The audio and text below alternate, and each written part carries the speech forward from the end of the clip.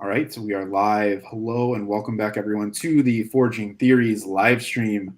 I have some familiar faces here again, and I got to point something out.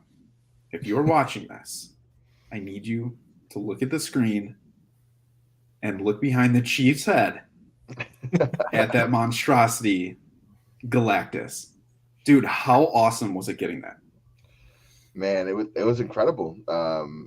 One of the main things, my 2-year-old daughter is only like 3 inches taller than this thing, including the horns.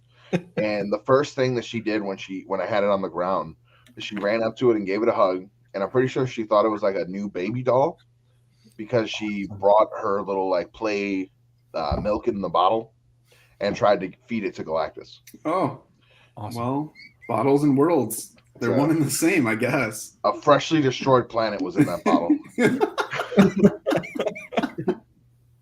Mixed perfectly, of course. Oh, that's awesome. That's awesome. Harry, how have you been this week?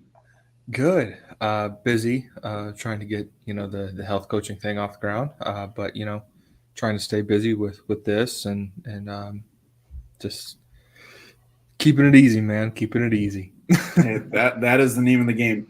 And we are lucky enough to come together to talk about this week in review. We are talking about heroes and villains. We are talking about Marvel Studios and the newly added DC Studios. So we will get there, but we're going to be talking about Wakanda Forever, the new Black Panther movie that's coming out. We got some early reactions on that. Special presentations, might be getting Silver Surfer. Interesting. We'll touch on that. Um, Ant-Man and the Wasp, Quantumania, trailer dropped this past week. Huge, huge, huge implications from this movie. We're going to break that down. We're going to give you guys what we think there.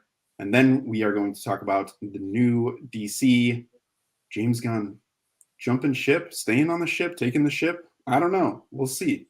But first, we're going to jump into it. Guys, Wakanda Forever. We are so close, so close to this movie coming out.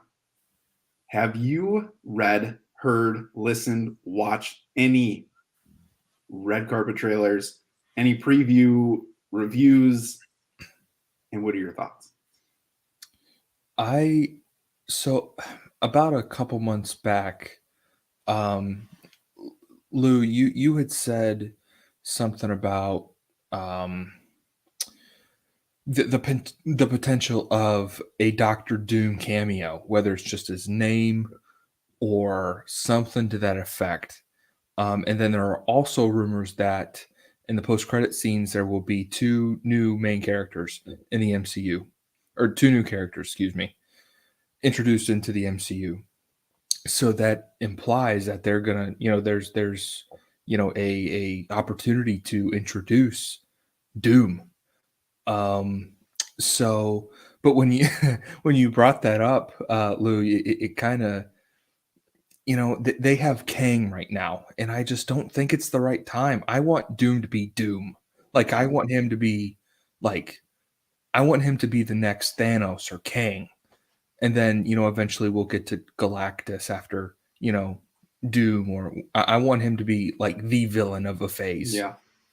I don't want him to be like just a Fantastic Four villain or even of the trilogy. I want him to be a phase villain, like I said. So yeah, I think it's going to be a great movie. Um, I think it's going to be a great addition to uh, to that Black Panther saga. And I think it's going to be an emotional movie for sure.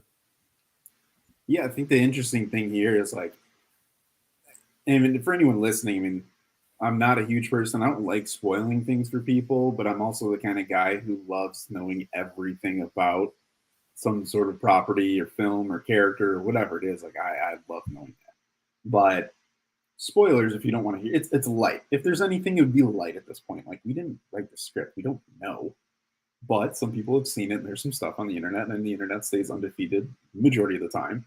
But I just always go back to. I'm curious what you guys think on this because I think we always get caught up in our own like headcanon and our own theories and like what we want to see, and we just like create these. I mean, forging theories, we create theories. Like that's what this is all about. Eventually, like we're just going to talk strictly on theories, but Doom, it makes sense for Doom to show up in Black Panther. However, Marvel has shown us that these shows and movies are pretty self-contained and they kind of stay around the story for as big as we want these things to be. I don't mean to bring up She-Hulk, but at the same time, like that was them, I feel like, really kind of reining everyone back in and being like, hey, it's She-Hulk, so we're going to talk about She-Hulk. We're not talking about Daredevil. However, Daredevil's in the show. This Daredevil will have his time. So, I mean, is that what people are going to be disappointed about if we don't have other characters cameo or show up in this? I think that's a whole aspect to this phase that is a real disappointing part of the fandom. Is they just kind of expect too much from this stuff, and I get really like wrenched up in the fact that the movie could otherwise be fine, but if, like, say in Multiverse of Madness, if Hugh Jackman's Wolverine hadn't shown up, and that's what I'm anticipating the whole time, even though nothing promised me that, I'm gonna think the movie is garbage because I didn't get the 30,000 cameos in a movie titled Multiverse of Madness. Yeah. Now, if you got legitimate issues with the writing, the pacing, the character development, the way characters are treated in that story, that's valid. I mean, it doesn't. Sure. Not everything's going to work for everybody, but when you criticize something for something that was not promised or advertised in any way, you're setting yourself up for failure. And if you're going to call something garbage because of just that automatically, like that's just not a good criticism to have. And I really hope that that's not the case for this movie.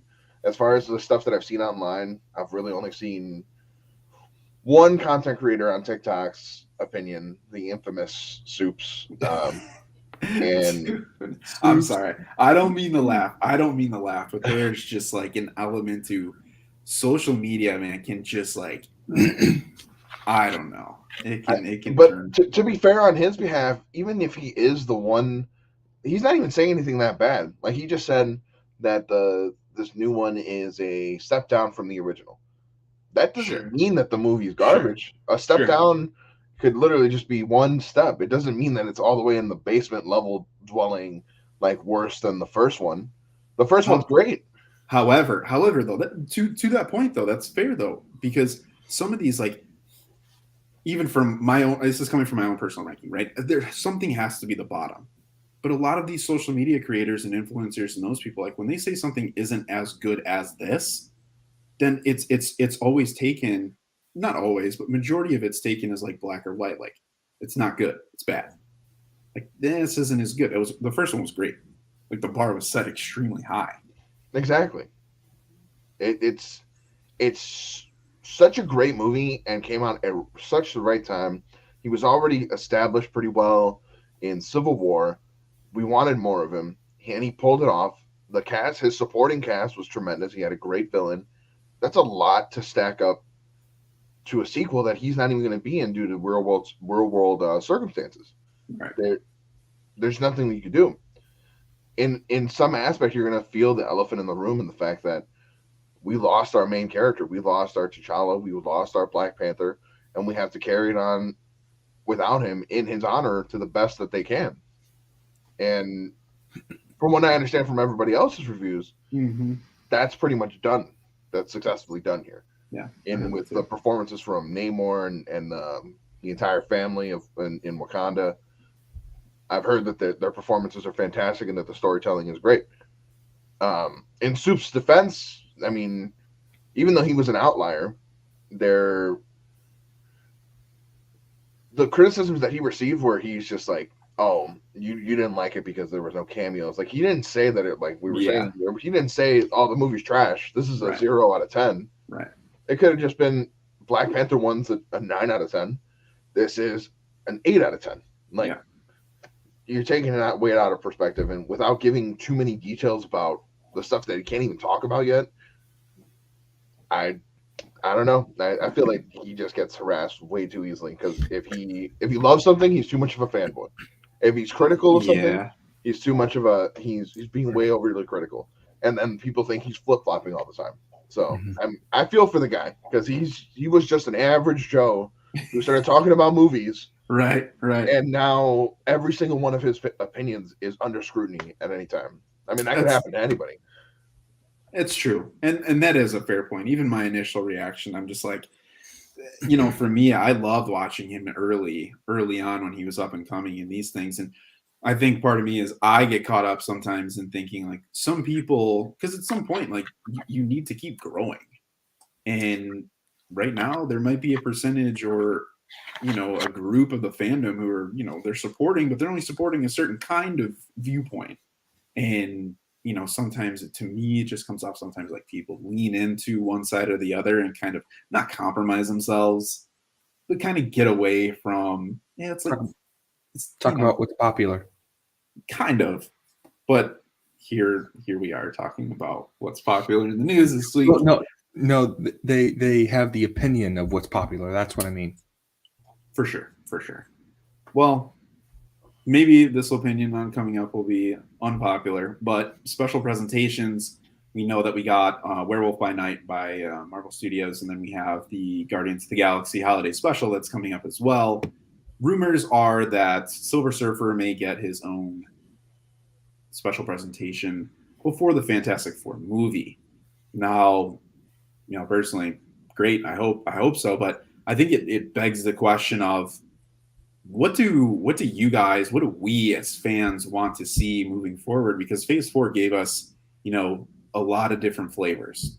We had 7 films, 9 shows, 2 special presentations over 2 years, right? Which is pretty much all the content we got in the Infinity Saga, just slapped in front of us for the past 2 years. What would you guys like to see moving forward between Disney Plus shows, special presentations, movies, timing? I know we've talked about this a little bit, but I'm very curious now that we're seeing more things, and now that DC might be coming out with their own stuff too. Like, what sits well with you given the current roster and just the sheer scope of Marvel and the cinematic universe? Are we talking about just in general? Or are we talking about like in genre or?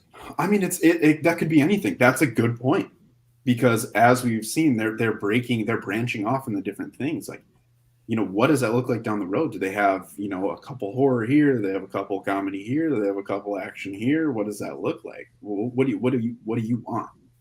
We can start with you. I'm always a sucker for the action drama. Like the Captain America Civil War. I love those movies. I love Captain America. And even the Thor movies. I wasn't a big, Thor 4 is kind of the redheaded stepchild. But I've always been a fan of a good action movie that it doesn't lean into the comedy. It leans into more the realism of the drama. And of course, we'll get into DC later, but the realism that Man of Steel has and Batman versus Superman. There's a realism to those movies, but I know the MCU is Disney. Yeah. So there's that. But I'm always more of a fan of realism than I am, comedy, like over excessive comedy. Sure. I think that over excessive comedy only works in certain situations and certain characters, because you could still plug in someone that was an overly comedic character with a serious character, and the serious character's reactions are just as comedic as him. Like, say if Captain America wasn't as serious.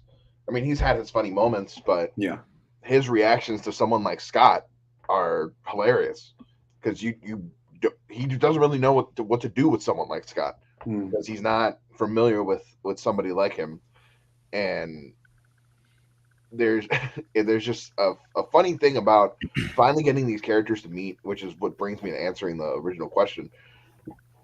I think what I want to see going forward is more of the genre crossover. Characters that you wouldn't think worked well together need to be meeting, like Daredevil and She-Hulk in that episode. Those are two characters that, by all rights, their tones really should meet, but their professions and their style should mesh together well. Yeah. I want to see more of that. I want to see other characters meet up, like the Werewolf by Night character. I think he needs to run into some grounded level people. Like we said this before, or I at least have said it before. It'd be cool if Punisher ran into some of these night creatures, and then he, is allowed to take advantage of the fact that he's not killing people, he's killing creatures of the night. So, Disney can stretch out that violence rating, but yeah, there's a whole bunch of other things that are going to come up pretty soon, in which the comedy and the seriousness and the horror and the non-horror are going to have to meet in the middle. And I think that stuff is really interesting because usually it's not supposed to work, but then it ends up working. Yeah. I mean, I've been thinking that like Tony Stark, for example, like Robert Downey Jr., I almost feel like it was like they casted that type of person, whereas now moving forward, they're trying to find a show to build around that. And that's kind of like the baselines of it. But you knew if Iron Man was going to be in it, there's going to be some jokes, some quips, some things that are just like, haha. But then he has a serious moments as well. But you felt that from that character. Now, if I were to take anyone from, man, I don't even know, because they do kind of shift. Even like a Thor. Like that was a big shift. When they basically rebooted Thor and they went like, this isn't really clicking with a bunch of people. And then bam, insert comedy Ragnarok. I was like, wow, this is great. And then Love and Thunder, I was like, okay, I enjoyed it, but I'd rather see more of a serious tone with him. But again, that's just preference. I just think for me, in how I'd want to see things moving forward, just from a structural standpoint, is what we've always talked about. These special presentations, high budget, good characters, it's not as much of a time commitment. I actually don't know how much of a time commitment they could be depending on where they go, but 50 minutes to get some background is probably enough time that they put into it, say, all these Disney Plus shows. Take out all those other characters, like how much time do we really spend getting to know Sam Wilson in Falcon and Winter Soldier? Would you say it was 50 minutes worth? If you tally it up, I feel like they split it up pretty evenly between Sam and Bucky, at least in that show. Yeah. But I don't know. I think the special presentation format is the way to go going forward, unless you have a really major story that you want to tell in the Disney Plus series. But I'm feeling that for a Disney Plus series, they need to limit how many of these they're going to be making as a full series. Was Phase 4 too much? I think it's gonna be if like each one of if you go back and go to these shows like She-Hulk season 2, Moon Knight season 2, Loki season 2, What If season 2, having all these shows have multiple seasons regardless of how short the episode count is, it's gonna get overwhelming. Like you'll never be able to have an MCU marathon self-contained again. Like you're gonna Never. Eventually this is gonna even be too much to like. Say my kid has a kid eventually. Like when we have grandchildren, those kids, they are gonna have homework. They are gonna have months upon months of just binging all this stuff. And it'll be interesting to see their opinions on it, just to see how much stuff has evolved so quickly if they watch it in order. Sure. But eventually it's gonna be like trying to pick up the comics and read from the very beginning from the 60s. Yeah. Which I've tried to do. I'm still going to keep trying to do, minus some of the characters that I don't care about. But it's a tall task, and it will keep becoming a tall task if they don't find some way to reset to where everybody is kind of ready to start over and start over in a new and fresh way, they can write it into the story. They can very well write a reboot into the story and make it work. The question is when. Are we really going to go all the way to phase 10 to make that happen? I mean, you kind of have phase 10, 15. Are we still going to call them phases? I mean, that would be interesting. That would be interesting from a phase standpoint. I could see them dropping phase for sure and just keeping Saga and just saying, this is all part. It's kind of an indefinite timeline. But I think as creatures who love structure, we like knowing when it's going to end, and that kind of plays into it. But I think that's a good point, though, is I wouldn't even be opposed if season 2s were ditched for special presentations. Because you got to think, if we got 9 shows now, if we introduce any other character, that's 10, 11, 12. I would rather see another 3, 4, 5 characters instead of, do I want to see a She-Hulk season 2? I would watch it, but would I rather see new characters? Would I rather see a Nova show? Yes, I would take Nova over a She-Hulk season 2. But if they did season 2s as special presentations of what are they doing now? And Agatha season 1. I'd take Nova over Agatha. I don't know. It's just we talked about this in our group chat with like Elias. He really is not a fan of the fluff that comes in. A lot of people aren't a fan of the fluff, the filler. Sure. And I keep looking back at how much content there is. On the one hand, I'm perfectly fine with filler and like content that doesn't necessarily cater to the greater story in the MCU.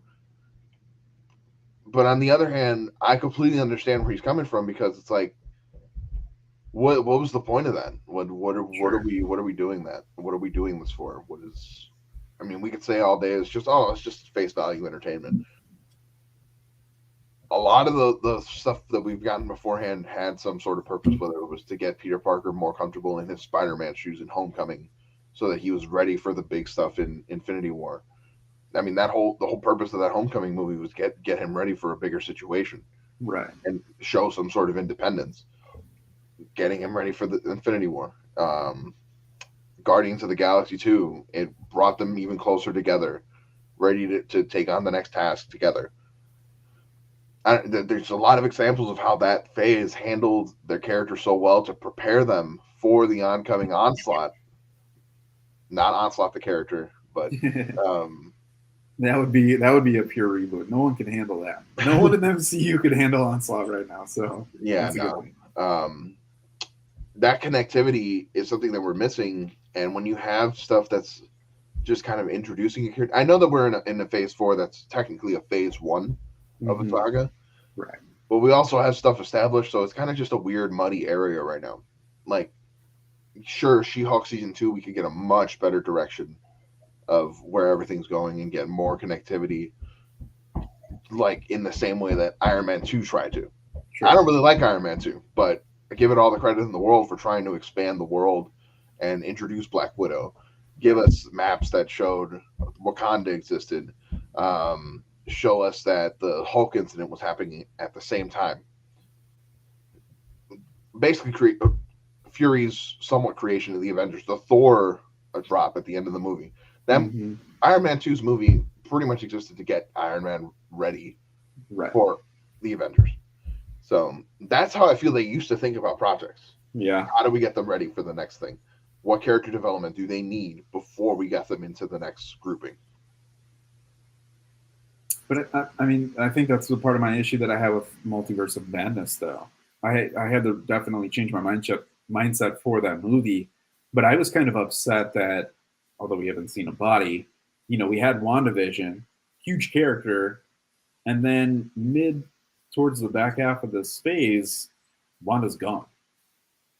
And it's like, okay, well, what about everything else? Like, where is she moving forward? Was that the whole goal? Was just to have her run through all these, introduce her in Age of Ultron, and then, okay, she's done a Multiverse of Madness, and then it just felt a little disconnected. Like, my assumption and my feel is these characters should continue to move on until, they meet their end at some bigger, greater piece, whether it's in their own solo movie or, at like a Thanos or a Kang or a Galactus type of character.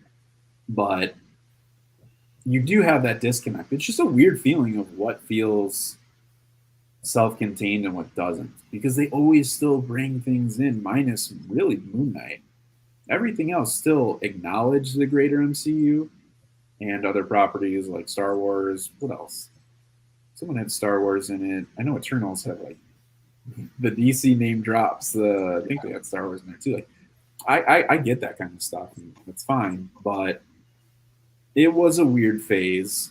I just think they're going to run into two main issues that we've briefly talked about, but I would love to know what both of you guys think, because I know that, we look at other properties, we look at different things, wrestling, we look at anime, and those, so all of that. Roster size and power scale. Two things that I feel like can just be crippling to any sort of franchise anyway. When you have too many good people and you have just too many people in general, finding that balance is going to be the key. Are they going to, do you think that phase 7, we run into a power creep issue?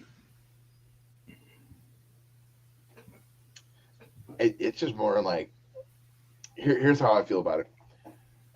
They brought in Thanos to be the very first saga villain, and Thanos is up there. Now they have since done things to make him like he set the bar type of character by killing him with Vision, Ultron, and What If, killing him off in Multiverse of Madness, like what seemed like pretty easily. Yeah, he's just like a benchmark to show like, oh, here's how much stronger somebody else is. It's kind of like I'd like to call it like the Power Rangers effect. Like usually when you got an extra, like the Evil Ranger, when you introduce the Evil Ranger, he's really bad. He's really BA, and then he's really hard to take over, and he's super powerful. But as soon as he joins the team, he's like Weenie Hut Jr. He's lost all that power. He does not have any more of what made him incredibly powerful for some reason. Yeah. And he's just as useless as any other team member. And that's kind of what they do as things move on. It's like they set the benchmark, but like Thanos is up there as some of the most powerful beings in the Marvel universe. Now, the way that they set up Kang, I mean, it's hard to equate someone that is basically just super strong and tough and basically an intelligent Hulk that isn't lame, versus Kang being like a master of time and a super genius. But where do you go from there? I mean, you can say Doctor Doom, you could say Galactus, but how you already had like the main Earthlings take over and beat Thanos. Granted, it took a snap of a gauntlet, and then now you're going to have Kang, which is going to be probably incredibly difficult for the power set that our current Avengers heroes have. Yep. What comes after that? Doctor Doom, Galactus? If you're going to fight Galactus, like they don't have the people to even try that right now. I mean, sure, you'll have the Fantastic Four, like you'll have the great mind of Reed Richards to come up with like maybe the ultimate nullifier and chase him off like he did in the comics, but I don't know. It's going to be challenging for them. Like, I don't envy them. They got a big fandom that they can't disappoint. You got a lot of people saying that this all should have ended it after Endgame, because like, really, what is it without Cap and Iron Man? Yes. And that's my next question. How does Ant-Man and the Wasp: Quantumania end? To take us, per Kevin Feige at D23, saying this is going to be a direct shot into King Dynasty. How should this movie end? What is it really setting up in the future? I know, Fabian, you touched on some of those things, but let's go, Harry. I know you got this. I know you got this in the back right there. I see it. You know, of course, I don't want Ant-Man to perish, But I think that would really set the tone for who Kang is.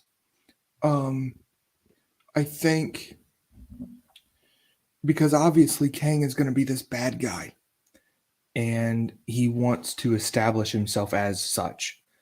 And Ant-Man or Scott Lang needs to go save his daughter. Where are they at? Are they in the quantum realm, or do they Yeah, go to the That's quantum? that's what it seems like based on the It- trailer. Some yeah. place within the quantum realm. Yeah, that's what I figured. So I think something really bad's going to happen towards the end of the movie, and then it's just going to be if Scott does perish. Try not to spoil anything. These are just forging theories. No, but if Scott does perish, that would kind of set the tone of who Kang is, and this will be the Kang that is Kang, the Kang we're actually going to get. Yeah, I think interesting thing is in here is there's a piece that was missing that seemed like they took it out of what we got for the public in the private screening, where King says, Ant-Man says like, "Oh, I'm an Avenger." And he's like, "I'm an Avenger." And he's like, I killed you before. And in this, we didn't get that. Which is such a But- raw line. Like that is just like, yeah, I do this. This is what I'm about. Like, Yeah. I don't. This is casual. Like that. You're probably gonna be my next victim. Like, Yeah. That. I can't wait because Jonathan Majors. I want to see him like in everything he's ever been in.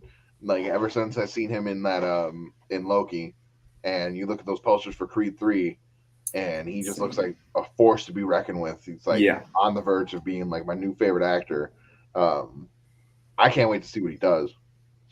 But I agree. I feel like he's got to die. I mean, Elias is in here in the chat right now. Ant-Man got to die. Shout out to the boy. I feel like I agree. I don't want to see Paul Rudd go. I don't want to see him go. But there's variants, and they're trying to do the Young Avengers, so maybe Stature, his daughter, can pull it out after that, or maybe Luis can get a power set, and he could tell us his stories on the battlefield. Do a little bit better than Korg tried to do in Thor. Yeah. Oh man, a little bit. That brings up a funny thing. Everyone's so okay with Luis. Like I've seen those countless memes is that we need Luis to recap the entire MCU, but not nowhere near the same amount of love for Korg to do that. No. I'd pass on that. However, Amen. I do think that there's a couple things I was throwing around in my head. Do we get multiple Kings? Why is he in the quantum realm? Did he get trapped in the quantum realm? Elias and I have always thrown since we even thought of doing videos together that Fantastic Four is in the quantum realm. They're in the quantum realm. They're in the quantum realm. Are they now? Maybe not. But it's interesting to see if Kang is trapped there. And let's say that part that Janet was saying of, there's something you never told. I met this guy. He was in the quantum realm. He needed to get out. I wanted to get out. We put our heads together and we figured something out. However, I realized he was a bad guy. I thwarted the plan. He came after me. I was on the run. I got pulled out. He's still in there. But time happens differently. So it was almost like it was yesterday. Now you want me to go back in there to that same guy who tried to kill me. And you're all associated with me. It's done. I think that would be a cool story. However, it's part of me just feels weird that like the whole big bad stems from Janet Van Dyne. Kind of. In a way. Like that's the story that kicks it off. Yeah. It'd be an interesting story, but there's just part of me that's just like there's got to be something more Kangs. Is it is it an Immortus thing? Is this who's Nathaniel Richards? The Fantastic Four pop in.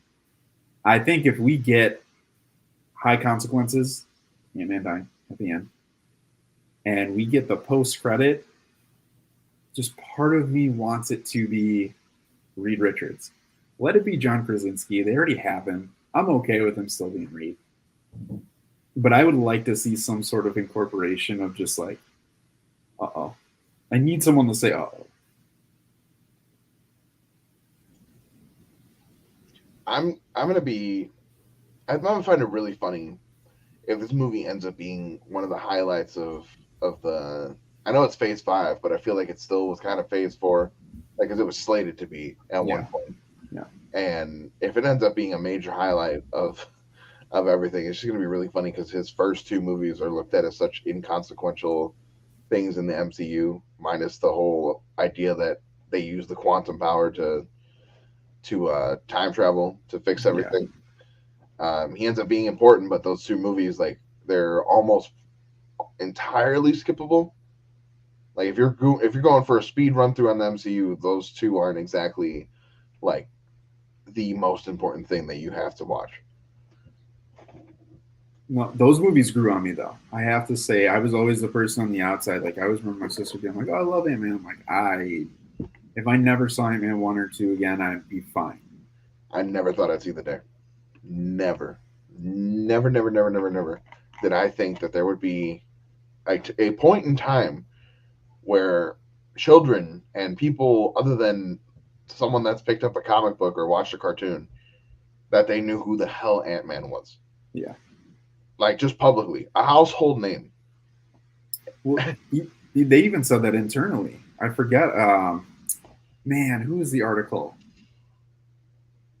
Oh, someone in there. He's. I can't remember his name, but they were saying that they were throwing it around where they wanted to, introduce Ant-Man, and they're just like, "We're really making an Ant-Man movie."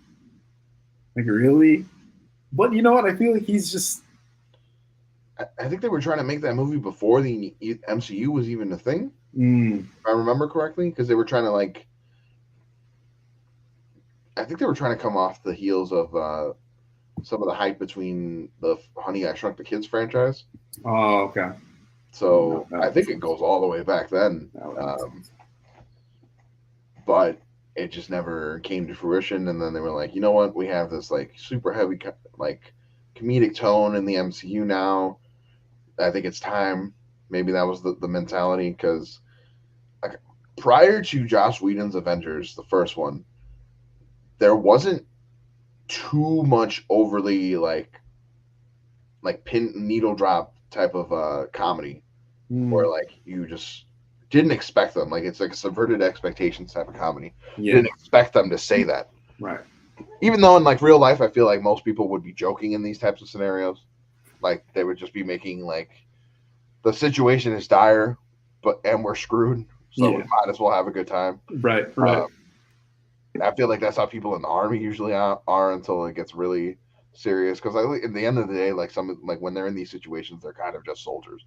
I know they said that they're not. Like Tony really didn't want to be referred to as that, but he pretty much was. Right.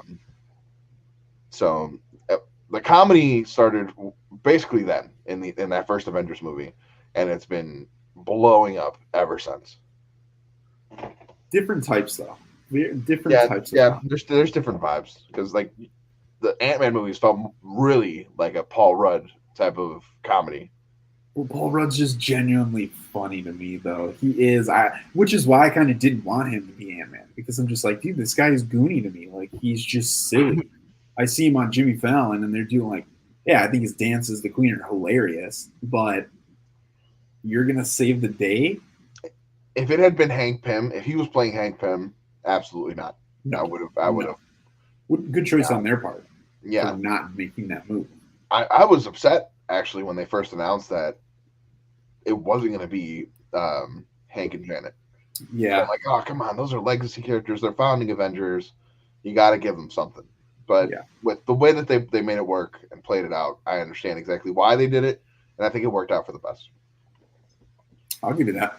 All right, if you're the rank, Ant-Man, Iron Man, Thor, She-Hulk, who's another comedy-ish character? Maybe Spider-Man? Sometimes. And Deadpool. I mean, as far as funnies, Deadpool's the greatest. Like, he's up there. I mean, I don't for me personally, and this might be a hot take, I don't think as actual films that they're like that great. Like when you break it down, like those movies aren't like anything to write home about, like writing wise, the story wise, but like comedy wise, out of this world, fantastic. Even the second one where it kind of went off the rails towards the end, A little bit. still fantastic. Yeah. And Elias is dropping in his favorite character right here in the chat. There it is. I think that the comedy in that show definitely is bottom tier compared to everybody else's. I still like Jen. I think she has room to improve in her comedy. I think she herself was funny, like funny behaving, but the jokes that they wrote in there, a lot of them did not land for me, and a lot of people. I thought the funniest thing for me in that entire show, where I was just like, "Oh my gosh, I can't believe they did this," was the whole like trolling, and it's been 3 years. Like they wrote this out 3 years ago, and they nailed every toxic fan's trigger. Yeah, and which no one here is that toxic fan. People can dislike that show. It's just people. I feel like people just have to not be like super toxic about it, where they're just like, "Oh, what is this garbage? Why did they make a She-Hulk? Well, this is woke. Like this is the worst thing that I've ever seen, just simply because she's a woman or stuff like that." Yeah. You know. Whereas like, oh, I don't really like the writing. Just doesn't make a whole lot of sense to me. The comedy isn't landing to me. It just isn't working out. Yeah. We have a special guest. That I poked the bear. Bear has awoken. You guys hear me? We can. Yes. Yes, sir. I've been watching the stream and I was like, bro, the wife's passed out. We got a 7 a.m. excursion tomorrow, but I got to hop on for the boys. Hey, man, we're glad you're here. We're glad you're here. What are you feeling about the She-Hulk comment? Oh, I was just joking about that, but I got to throw some shade up now and then. But no, I think I agree. Like in terms of the whole kind of conversation, I'm kind of coming in a little bit on the back end, but I think for the sake of Kang, if they really want to set up Kang as somebody to be reckoned with, and I think that's just kind of like an issue with Marvel, is the heroes always win, right? We know at the end of the movie they're gonna walk away, and we haven't really suffered a severe loss from one of those main core characters that we've fallen in love with. You know what I'm saying? Like I've always said that I think Wanda is dead for sure, and then they say, "Oh no, she's not done," and we've had these arguments about Multiverse of Madness, but if Kang kills off Scott, especially in front of like Thatcher or his daughter, that could be a huge, catapulting moment where she's like, wow, I need to go and get the rest of the Avengers or, somebody to help me out because somebody's coming. And I think that's the problem. When we're not losing characters like that, then, where is the actual significance in the villain? To his point, do you think that Kang or, whoever the next big bad is, do you think they will use that villain, whether it's Kang or not?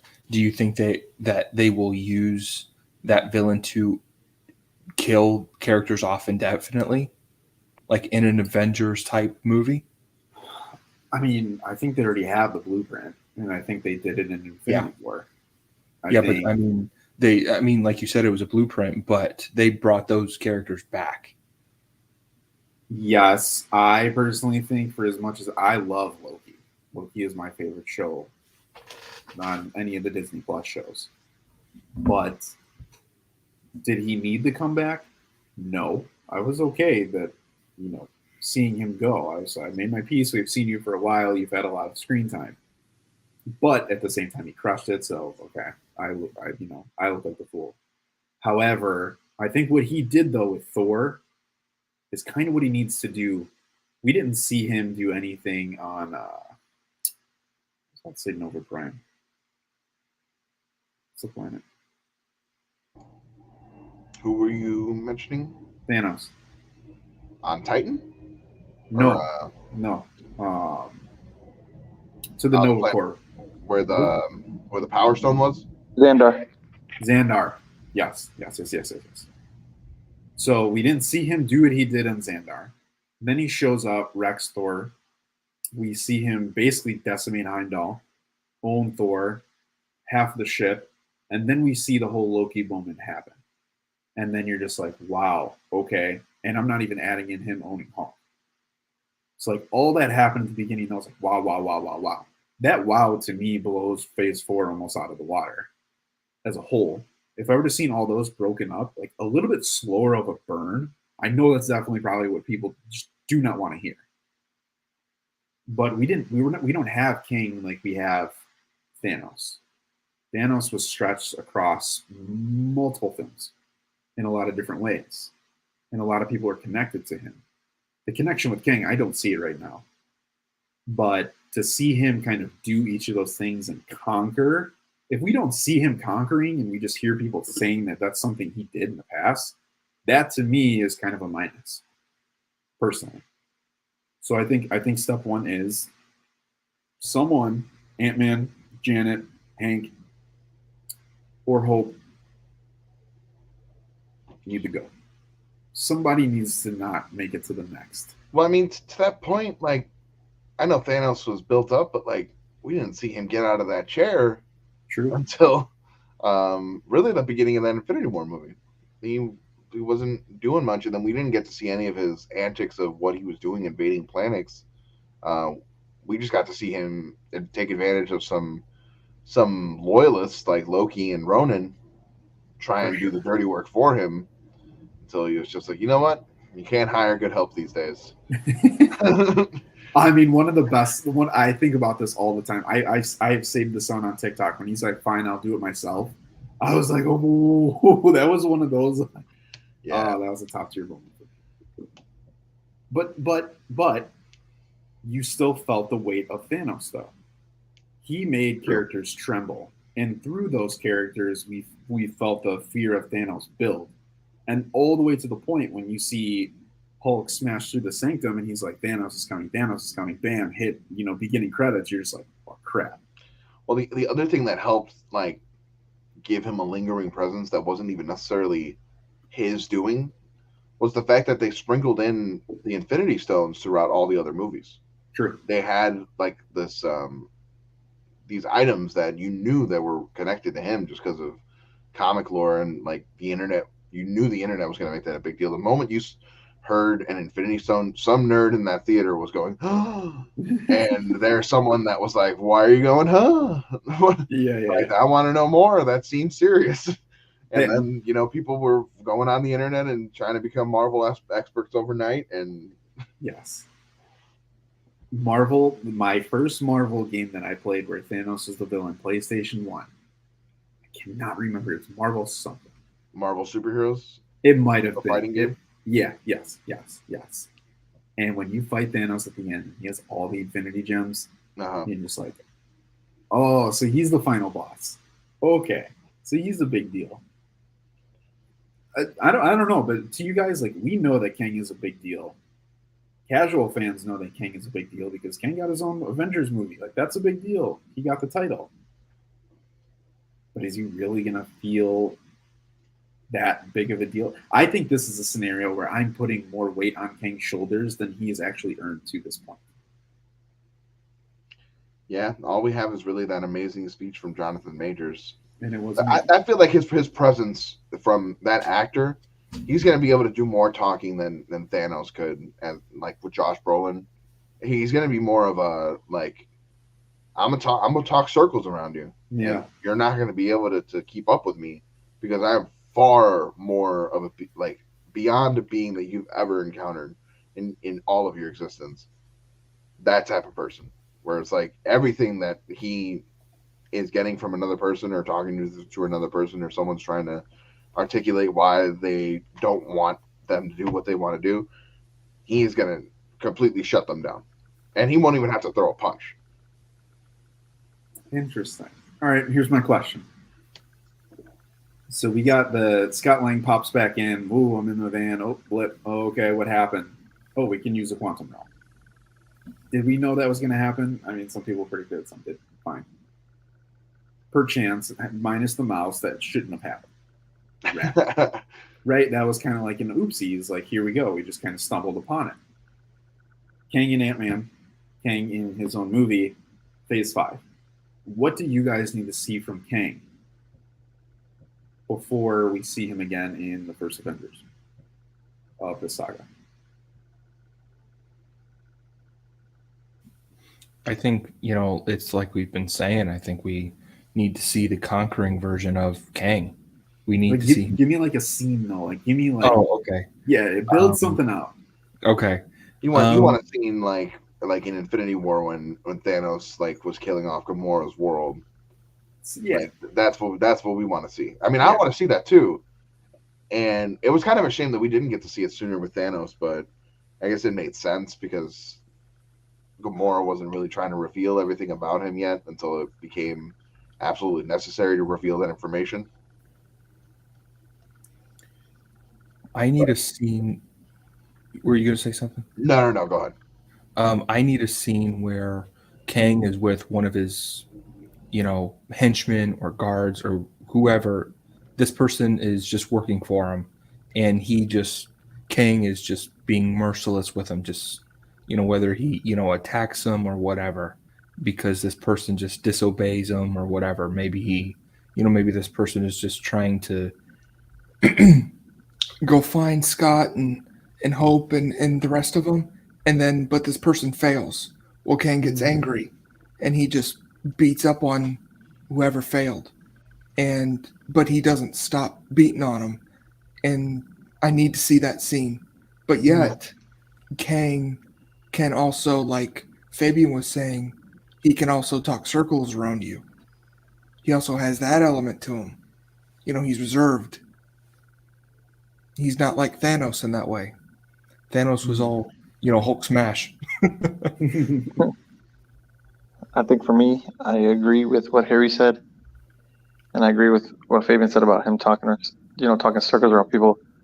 But if I get a scene with Kang, let's just call him like Prime Kang, right? If Prime Kang kills off in a flashback variants of himself, then I'll be like, okay, this guy clearly has no fear. Like, to look yourself in the face and kill him, that's another level than killing somebody else, or unaliving, I guess we could say. If he's gonna unalive his self, like a variant version of himself, and have no like remorse, like, okay, you know what, we were supposed to work together and you let me down, boom, where's the next Kang? If he can do that, and it comes off like, all right, who's really gonna get in this guy's way? He can't even talk himself. He can't even talk sense into himself. But to an audience standpoint, how would that connect to the audience? Just killing his other variants. Look at Loki, though. Look at Loki. He had a hard time stopping essentially himself. Sylvia, understand? I know it's a different character, but still Loki. They had several weeks with building that Sylvie character. If Kang just, if they do a flashback with, him killing himself, sorry, dark joke there. If they do that scene, there's no emotional attachment to those Kangs, those other Kangs. But if Kang was to kill, whether it's Hank, Hope, Ant-Man, or his daughter, which that's not going to happen because she's the future. But if he kills someone that we actually have an emotional connection to, the audience is like, whoa, okay, this guy's real. So okay, I got. Oh, go ahead, Phoebe. No, I was just gonna say that Cassie, the character in the comics, has died. She gone. From Doctor Doom killed her actually. So I mean, they could really trade that over to Kang to really throw some impact in there. But I was gonna say, would be wild. And I know, like Harry, what you're saying, there's not really an emotional connection, but I think that for the sake of that portion, is more so for like stock value. Oh So yeah. let's let's say Hank or Janet is in the quantum realm. You know, when she first went down there, she meets like another version of Kang, and then Kang Prime comes through and kills that Kang. So the reason why she doesn't want to go back is because she witnessed, right? Like if Janet says, I witnessed this guy literally take the life of his variant version self. I mean, dude, nobody wants to mess with that. And I think that would definitely carry a lot of weight in terms of shock value because she's like, dude, he has no remorse, not even for himself. Are they making the quantum realm almost like a prison at that standpoint then? No, I think just the quantum realm can be like that major nexus point in terms of really propelling people from different timelines, right? Like, who knows who we're going to see down there? Like, supposedly, I heard some rumors that Bill Murray's character might be like another elder of the universe, kind of like Grandmaster or the Collector, who just happened to stumble through time and now fell into the quantum realm. But he came from like another universe or dimension or whatever. And I think if you have all of these versions of Kang who are trying to discover time travel and they end up, you know, kind of filtering through the quantum realm as their means to do that, that's how you can kind of have multiple people go there. But I feel like it's one of those things where it's easy to get into the quantum realm, harder to get out. My only question, I guess, as far as the variants is like when Jan Jan was in the quantum realm during the events of between everything that happened like back in the 80s all the way up until they got her out in Ant-Man and the Wasp, and then afterwards they got snapped. They didn't trigger this whole there is a multiverse that exists until after the events of Endgame. So is it possible? The quantum, you can really just make up anything with the quantum realm. Like anything can happen down there. But as far as the way I understood it, the possibility of variants and all that stuff wasn't possible until the sacred timeline was diminished in Loki. Like, just was able to split off into different branches. So the Kang variants wouldn't have been able to exist again until after that happened. That's kind of like the reason that What If even was possible. So I don't know if she would have met someone down there all those years from the 80s all the way until she was let out in Ant-Man and the Wasp, for Kang at least. I don't know, man. I think like the multiverse is just like a staple concept, right? Like the multiverse doesn't get created. It just always exists. It's the collisions within the multiverse that happen due to events. Well, I thought that was the point of the TVA, was to stop that. To stop the variant. So I guess that's what you mean with the Nexus level event, is that variant was hiding there because it was always going to be a place that was doomed. So they never right, exactly. There. So, but for instance, that TVA that we saw was attached to the TV of Earth 616, because by the time the finale happened and Sylvie ended up killing Kang, when Loki showed up back at the TVA, it was a completely different TVA. Right. Mobius had no idea who he was. There was the big old statue of Kang himself. So I think like the concept of the multiverse has always existed. It was just a matter of when were those going to collide. And I think prior to the events of Loki and all the stuff that happened throughout Phase 4, the multiverse was stable.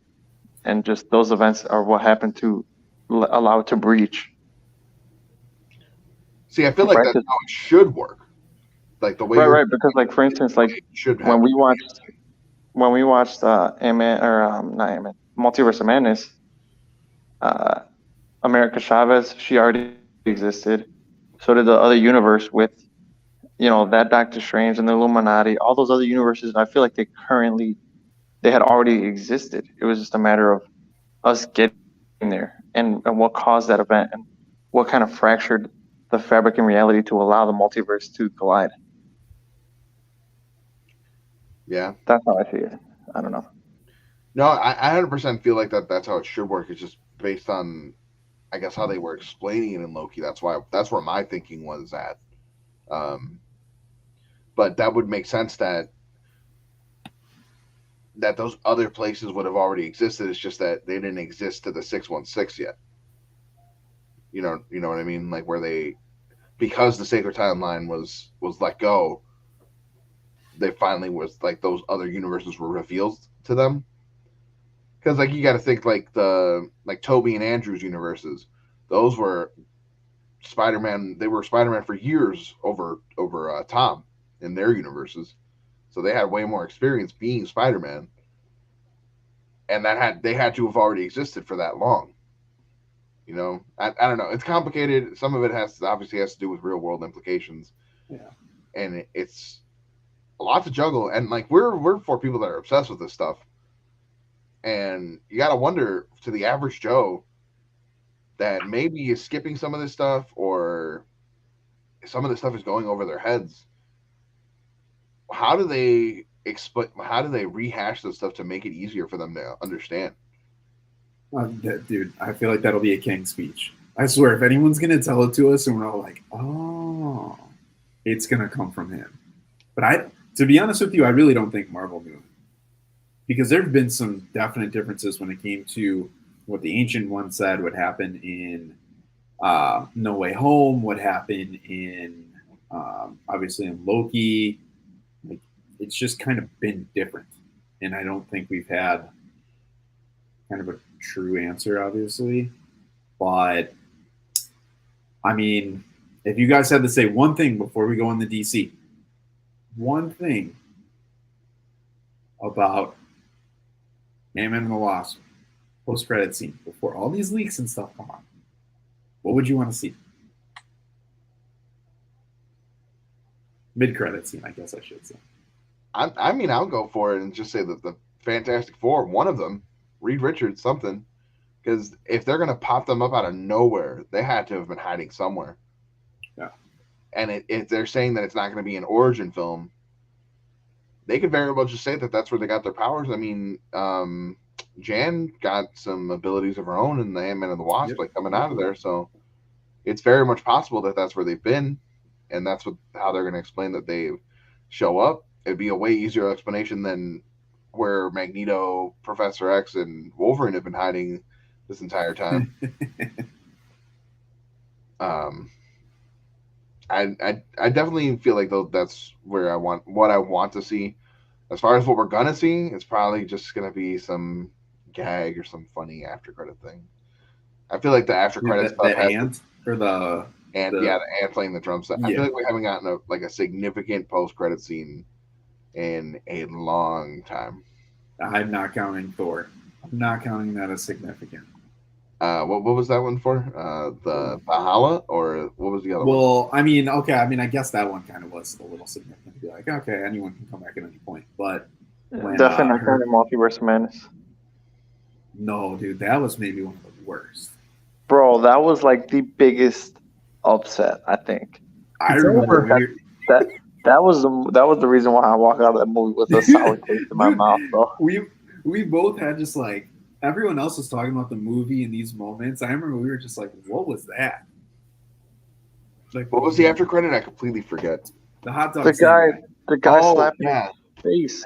It literally they literally just put that in there just for the Tom Campbell, Sam Raimi. Yeah. And I mean, that's fun and all, but like, it's Marvel, man. Like, you can give that to the Sam Raimi fans, sure, but I mean, I love Sam Raimi. I love Tom Campbell. The great little combo, but it served no real purpose, really. Like, it wasn't needed. Not to say that every post credit scene needs to be something needed. I still think the worst one was the Hawkeye one, giving us that whole performance, the play. Oh, that was dude. Why has Phase 4 been so bogus, dude? They love that with the Rogers play. Broadway. Dude, they've been running with that. They could have at least had someone familiar in the crowd watching it just to give us like oh yeah, they're still around. Like- Yeah. They should have had Shia LaBeouf do that clap. No. Who? For me and doing the post credits. Yeah. I think I agree with Fabian, bro. We've been saying this since day one, bro. I really feel like the Fantastic Four have to be in the quantum realm, bro. That's like a great explanation on how they can have their powers, right? Like, dude, tell me that they were from the 60s. Tell me that they were actually one of the first quantum projects in the MCU. They got trapped down there, and Shield covered it up, bro, or Hydra covered it up, or somebody covered it up. And now they've just been waiting, dude, waiting. And now the events that have, unfolded allow them to come back into the MCU. They have their powers.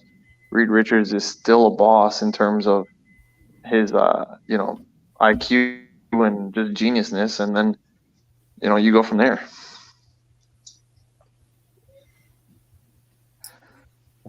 Harry? Yeah, I hate to piggyback, but yeah, I completely Be agree. original, bro. Be original. Fine, I want a Hugh Jackman cameo. Give me Wolverine in the quantum realm, bro. Yeah. No, I think. Oh gosh. Here's my real answer. I want to see Jonathan Majors live up to all the expectations that I have him as Kang. That's your post-credit scene? Oh, I thought we were talking about the movie. I'm sorry. No. I thought we were just talking about the movie in general. Okay, so post-credit scene. He wants Jonathan Majors to say, "Hey, how did I do?" Yeah. So yeah, I'm just going with the Fantastic Four. Screw you guys. Y'all like my performance? What you got? What you got there, Lou? Let me hear it. Oh man. I think if there are extreme implications in this movie and we do get a death from either Hank or Scott, I think it has to center around Cassie and someone coming to support her. Someone showing up and being like, I heard what happened, or I've noticed what happened. That could be a Reed Richards who shows up, who's like, if they lose Hank, like, who is that mind that comes in and fills that void? Okay, obviously Reed Richards can pull in. I don't know where from, but I just think it should be a core Avenger or someone along those lines who shows up and they're like, we have a problem. Like, tell me everything. Where has it been? I don't know. I just think that there should just be like a heightened level of another character that pops in. Because again, to this point, like, is she gonna run around or somebody's just gonna be like, oh, did you guys hear? Oh, what happened? I don't know. Like, how else would they figure this out? If it's gonna feel like a big threat. I don't have a character, I don't know a name, I'm not too sure. I just hope that this is a very serious post-credit scene that just amplifies the threat that we saw for the last, hopefully, 2+ hours. That's all I got. I didn't break anything there. The internet will not be on fire based on what I said. But I hope we get nothing that hypes us up in any way. it's very possible. Subvert expectations. Bro, don't even say that, dude. Don't. It has to be. I'm okay with that. I have come to terms that there is a good chance that no matter what we get, there's going to be a level of just like nothingness. And you just kind of just have to roll with it. Yeah, like Yeah, we're never gonna get anything that we're never gonna get a Nick Fury showing up saying, "Well, I want you to be a part of the Avengers Initiative," or like someone shows up and it's just like, "We need to assemble the Avengers again." Something. I mean, it could be it actually might be decent, although it could be unrelated. A Thunderbolts mid-credit scene. I'm just saying, hey, we got some threats, and it's just not this one, but it's a hint to what it actually could be from an Earth standpoint. Yeah, I mean, even if they weren't related, they used to at least tease the next movie. Yeah. Like the Civil War trailer is one that always sticks with me. When Sam and Cap had Bucky in that, that whatever wrench thing was, and I was like, ooh, I love that credit scene. I don't know. We could probably do a whole episode on like our favorite post-credit scenes. Dude, I'm actually just about to hop on that and just right start making my list right now.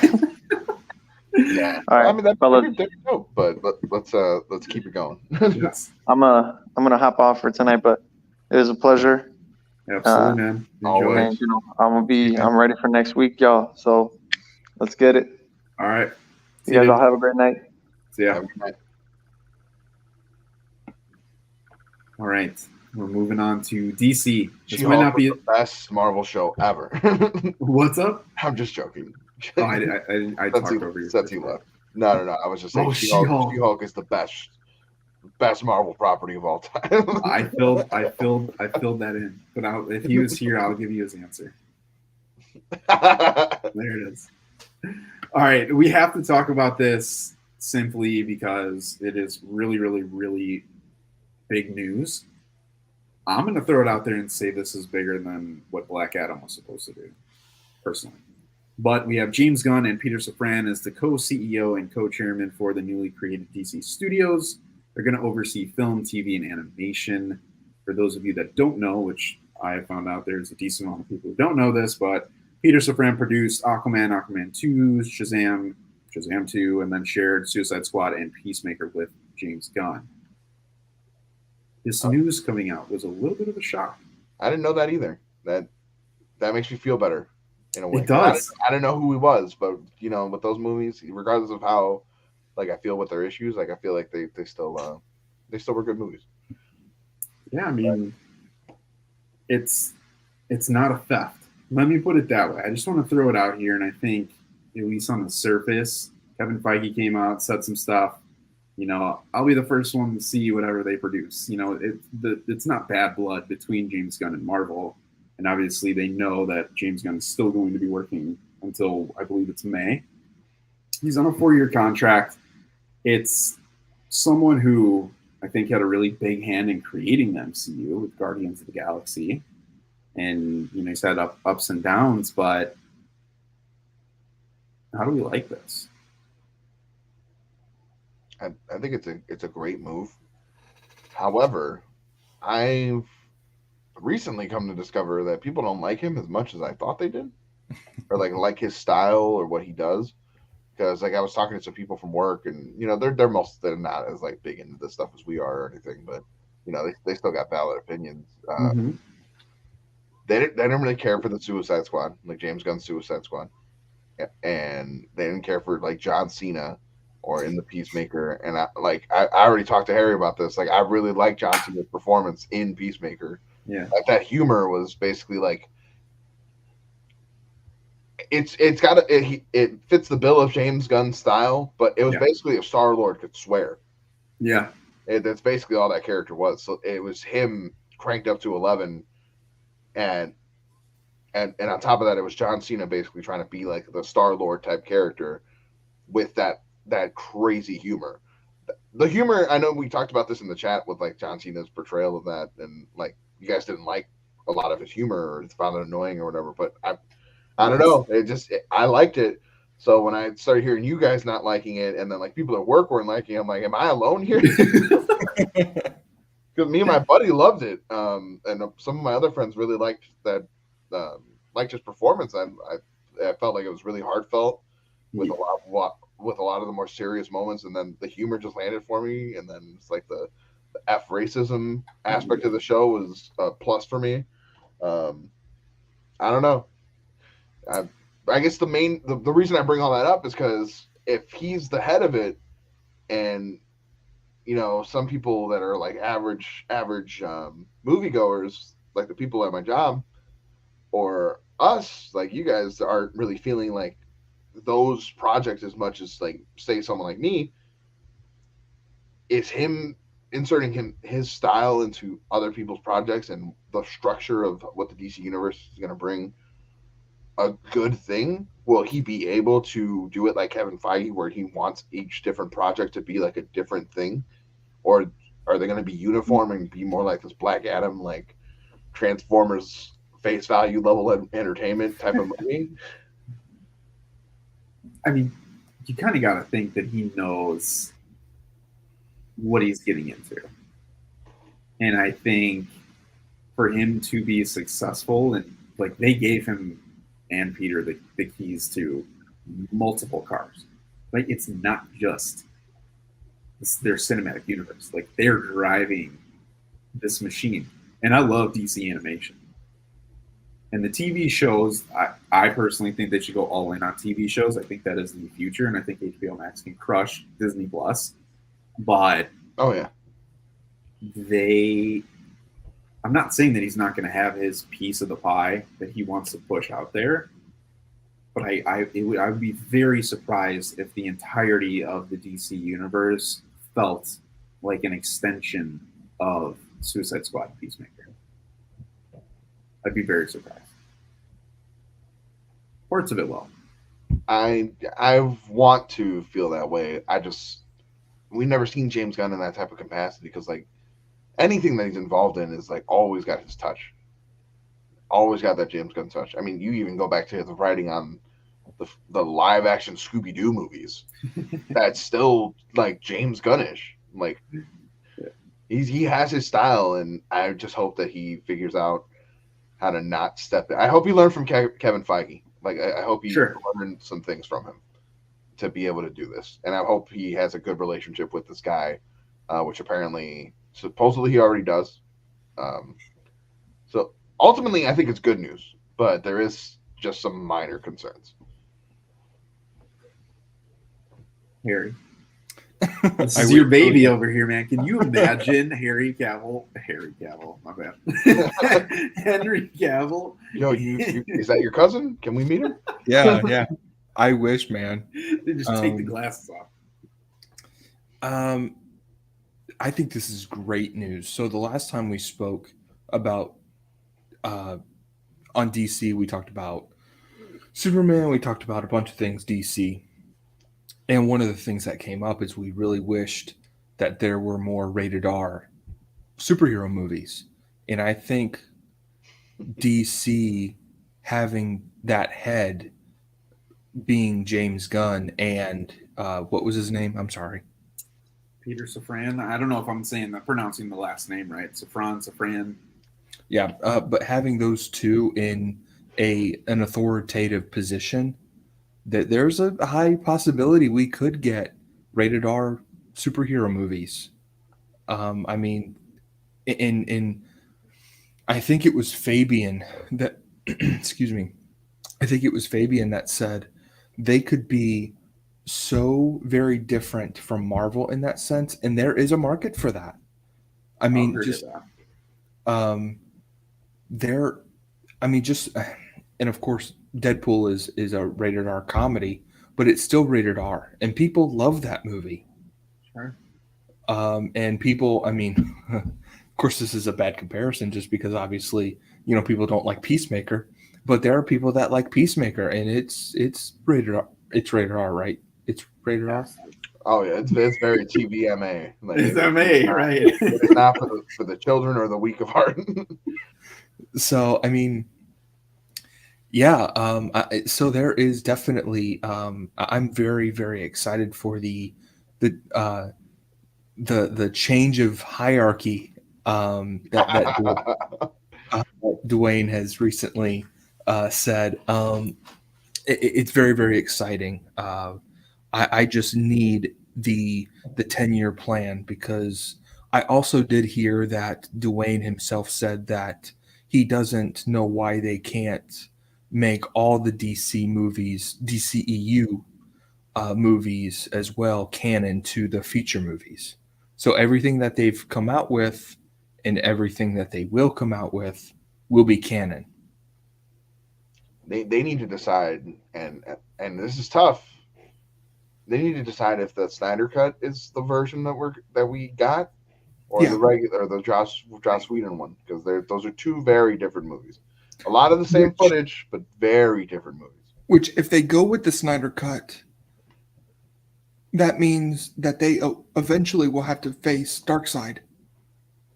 Yeah, and they really can just ignore the Nightmareverse. Like it's already muddled enough. Like they can really just ignore those scenes.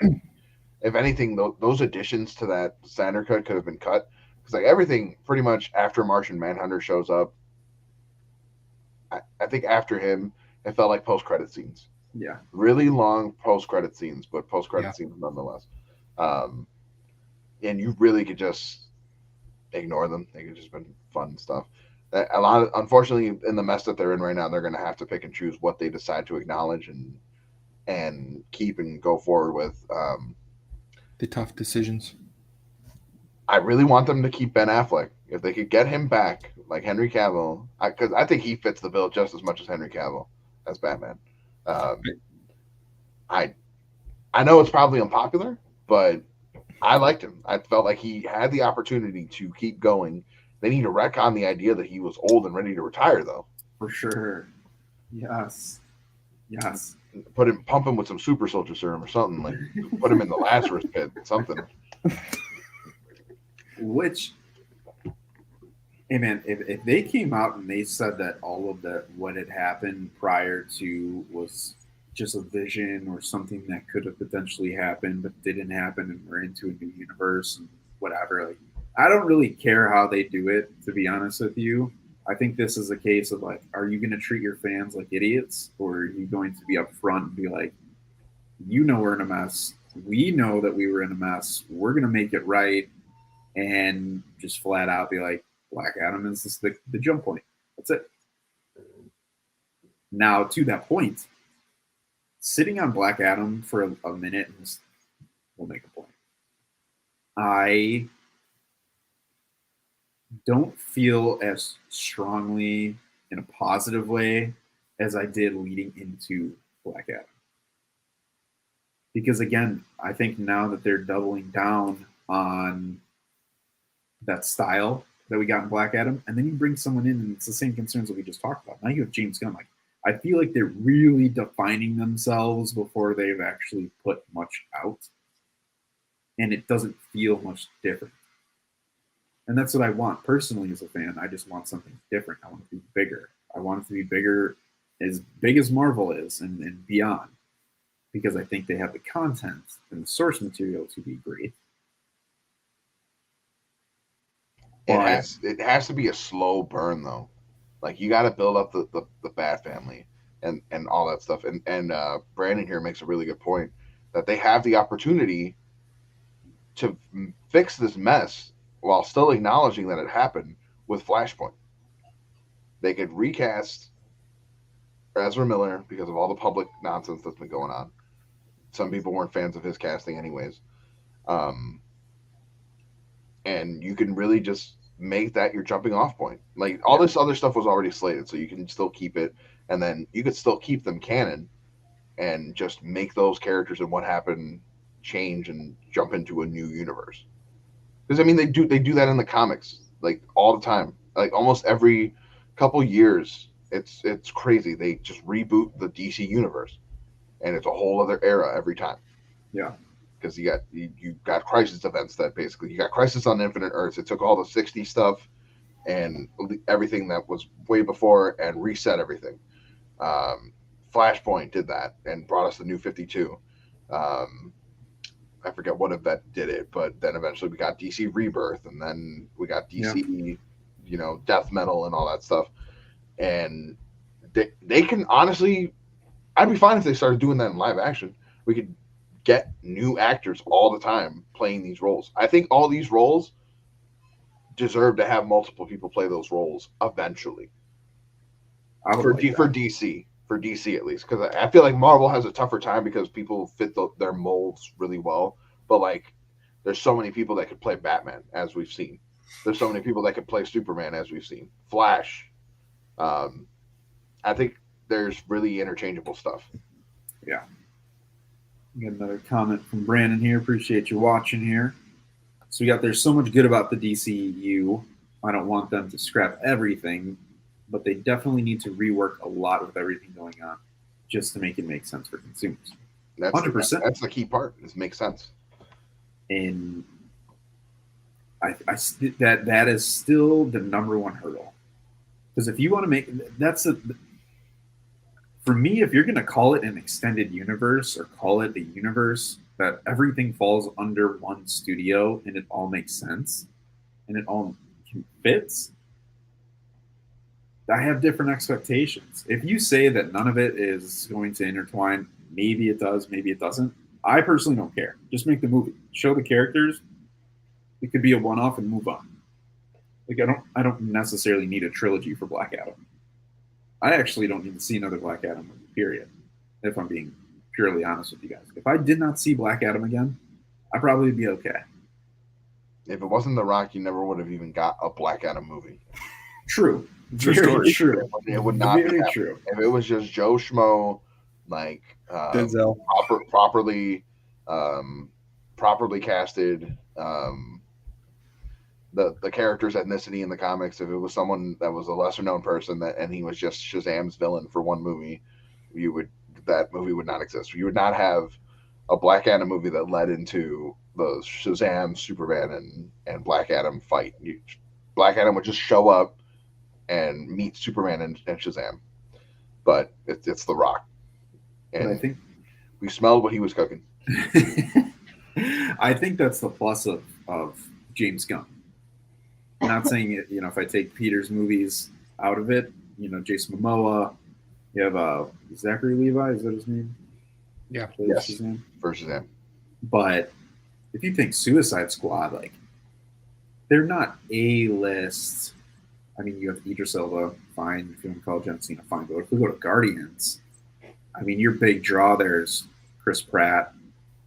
You have Zoe Saldana, obviously Dave Bautista, but they're not The Rock. So if he brings his team and he has those people, I do think that they could potentially shift from every single DC movie has an A-list actor in it and it's some grand blockbuster to a more organic type of feel. Because I'll even say Peacemaker was like that. Who knew who Peacemaker was? The casual fan, I'll be honest with you, I went through and I looked it up as much as I could on Peacemaker. Not I've too only familiar ever with read his character is nothing like the show. James Gunn thrives on taking characters that nobody ever heard about, because if you adapt them the way you want to, there's nobody to cry in outrage saying, "What? No, that's not how my Star-Lord. That's not how my Star-Lord would be. This is ridiculous. Why did you pander and cast someone with ethnicity to be this character? Like, Right. There's no room for that outrage, Right. because there's no precedented amount of fandom, like as if you made Batman Asian. Like, Right. if you just switched him out, like right now, like people would be like, "What? What do you mean? Why would you do that?" Mm-hmm. But that Peacemaker definitely had that effect. 100%. But I think that is a big plus in my mind for the future. Tone and directing style aside, the ability to bring in these characters that aren't the Justice League, even the Justice Society, that to me, I think that was my biggest piece because it was fresh to me. Yeah. I wasn't huge. I really had no purpose, and I'm not right now as big into DC comics and reading and the shows and all that. I mean, majority of the shows are still focusing on main characters, but not like I am for Marvel. I'm trying to look into the weeds of being like, who are they going to put out next? Like, who can I think of? I have a list of 60 characters, and I'm like, this would be great. Squirrel Girl. Like that. Because there'd be a possibility that they'll do it. Right. Versus DC, it's just like they have to play everything so safe right now. Yeah. For the most part, that us thinking that they're going to include some random like, we're not getting a Booster Gold movie anytime soon. Right. We're not getting a series with him. So little thing about me, I don't really like that character. I haven't read a story with him featured in it that has really turned me to enjoying him. I didn't like his episode in the Justice League Unlimited show. Mm-hmm. And I'm sure there are comics out there that could sway me, but I just haven't gone out there and looked for them. But I digress. Basically, we're not in a position for DC to give us the brash and bold decisions that Marvel could give us, just introducing Squirrel Girl out of nowhere, right, and have her punch Dr. Doom out in Secret Wars. Like, I don't know. Beyond, do you guys think that, because I believe he signed on for 4 years, that's his contract. I'm sure extensions after an $800 million plus movie will greenlight future signature, but I almost feel like it's like the presidency. Like you have 4 years to try something. By the time you actually put it in the play, you're not even going to be there for it to happen. Yeah, that's true. But real quick before we keep going with James Gunn, how do you guys feel about the fact that it was basically confirmed that they wanted Kevin Feige to do it? That they reached out to him. A very smart thing for them to ask, but it's very much like would he really have said yes? Like, would he really be allowed to juggle both DC and Marvel? Would he leave Marvel? He ain't leaving Marvel. Disney wouldn't let him work for both. No. So not in that capacity. No way. So, I mean, I'm sure it was pretty flattering for him. But could you imagine if he was, though? Like, if he was the man in charge over there? Because I'm sure he loves DC. Because, I mean, big secret for a lot of people. Most people are. Oh, my God, my dog is going crazy in the background, if you can see it. I have a corgi, so that's not a demon. Just in the shadows. Sorry. Could you imagine the structure that he would bring to that place and like the things he would do? But like basically, like the big secret is that most people that are us, we're always winning. Like we're DC and Marvel fans. We're not here pitting the war. We're sure we talk about both and compare them to see how we wish that one would do something like they do the other. But ultimately, we're fans of both. Right. So we might lean in one direction more than the other, but there's too much content on the table, great content that could potentially be made and is being made for us to truly just pick one side.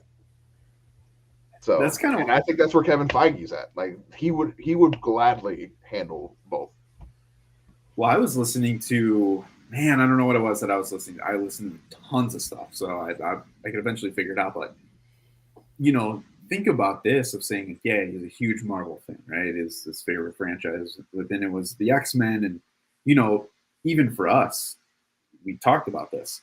We go through and we read and we listen, and you're just like, man, I probably wouldn't have done that with Iron Man. I probably would have done this with Cap. I probably wouldn't have done that with X, Y, and Z. And we all have our own opinions. But this is one person who finally gets to take that vision of this is what I would have done with that character, and then they do it.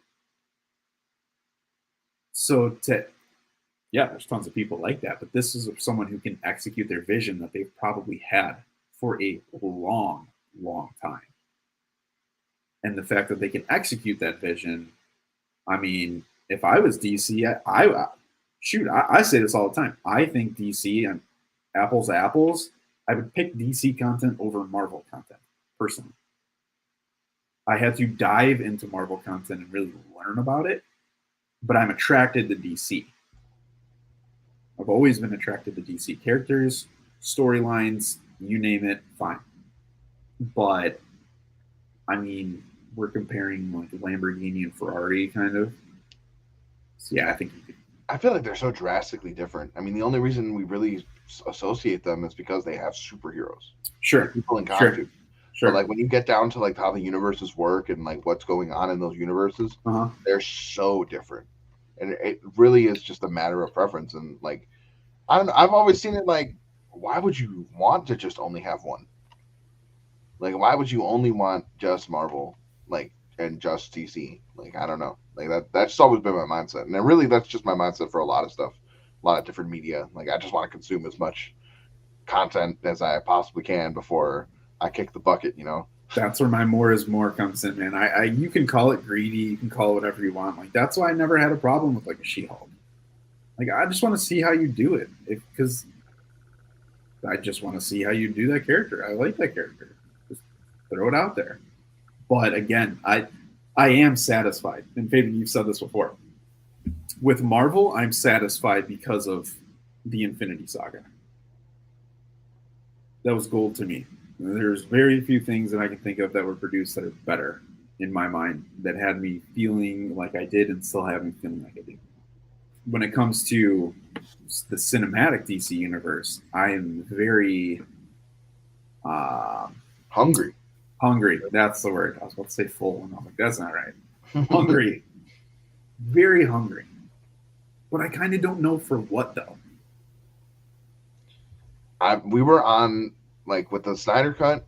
I'll tell you this. I wasn't like the biggest fan of like the directing style between Man of Steel and Batman vs Superman for Zack Snyder, but I liked the world that he was crafting because it felt very much like a comic book world. Sure, there were some casting decisions I wasn't too fond of, but the world felt like he found a tone and he picked it. So at least we had that going.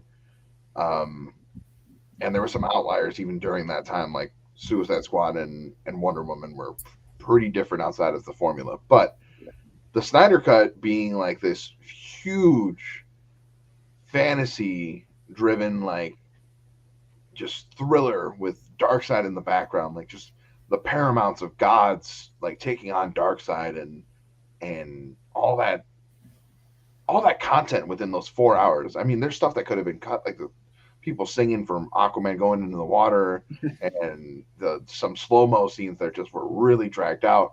But overall, we were getting good content there. And I really would have liked them to see them approach, just stick to the guns of being that the plan would be that they would go for Darkseid.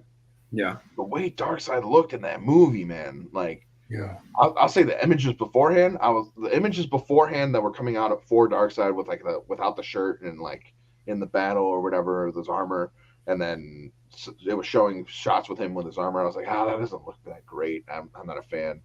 But then you see him in action, and he's in Atlantis using his Omega beams and handling business, and he is ruining their lives, ruining. And I felt like a kid at a candy store when you get those scenes, like like the dark future, like when Cyborg is messing with the cube. That felt like it was just a taste. Like I got one little scoop of ice cream. I want the rest of the tub. Yeah, I want the rest of the tub. I'll eat the whole thing. I like that concept because we've been fun when I think of Marvel. I don't really feel it's as deep as even like what the Snyderverse did, where it was like gods versus men, humans, and you bring in Batman and then you bring in Superman, and you really kind of feel that. Like when they were facing Doomsday at the end, it bothers me, but I love it all at the same time because I'm like, what is Batman going to do against Doomsday? Besides shoot a kryptonite grenade in his face. I just love that he was dodging him. Like that's all I needed was just him. I wanted a Batman that even though he really realistically couldn't do much against these people, he was still out there doing it. Yes, exactly. And that's why I love that Ben Affleck Batman. Yep. Because even if he is in a losing situation, he will still keep fighting. I liked where they were going with that and building around that concept of, you have your champions, right? It's no secret they need Superman to kind of, be the hero to win the day. But you have those relatable characters, and I feel like I just didn't get enough of the relatable characters, and I lived a lot through Batman and Ben Affleck's Batman. Where I was just like, okay, maybe I could do that one day. Never be like Superman, but it's the whole thing of why I love Batman. Batman chooses every single day to wake up and go save the day. Where you have Superman who, I mean, is it really an issue if something happens? If the world blew up, he'd be fine. He'd just go find somewhere else. I don't know. Like, the stakes are just higher. Yeah, Fabian. Sorry, I said he could go live in the sun. Yeah. And he could literally soak up that energy for decades. Yeah. But where do those characters? That's just my big question. Yes, like, Brandon brought up exactly the type of Batman that I wanted. It's like the animated Batman that was dodging the Omega beams. Yeah. Because his other comments, like in terms of never giving up, even though he's outclassed, that's exactly what I want to see. And it's the opposite of what we're kind of getting with the Pattinson stuff. Pattinson ain't gonna fiddle with this stuff. He is not ready. He can't even jump off a roof with a squirrel suit. He's not fit to the class of what these godlike beings are doing.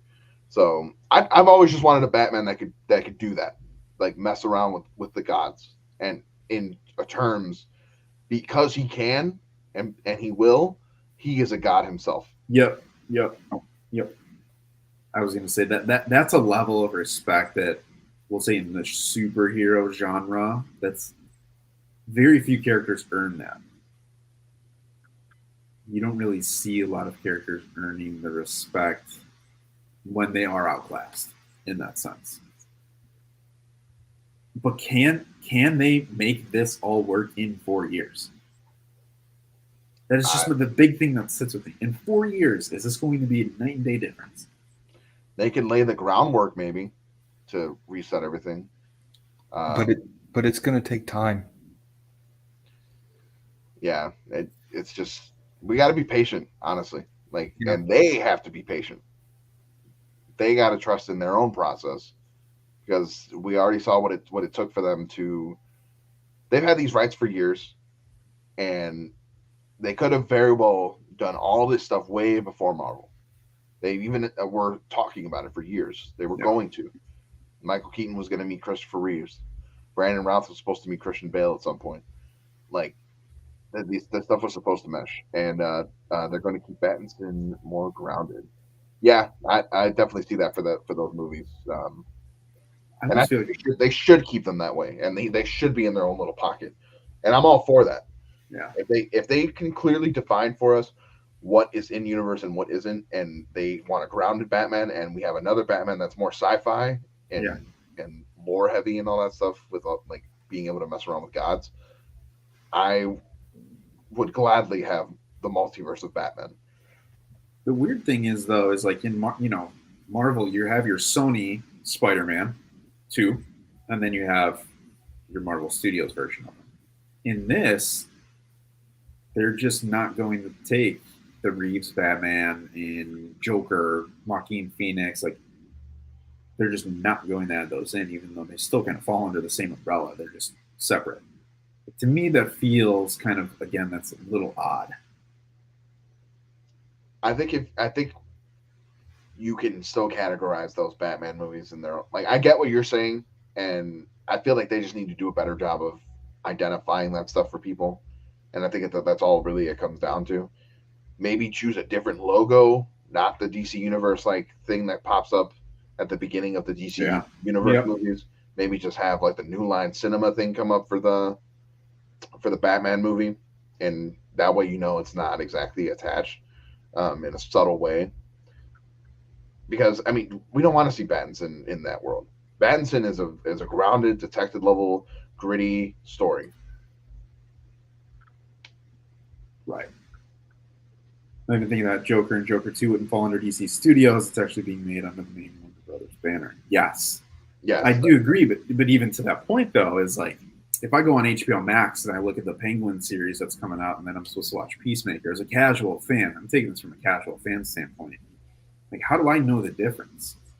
So I watch this and I go to work and I'm just like, hey, do you ever think Peacemaker is going to cross over with Penguin? Especially knowing that everything Marvel is connected.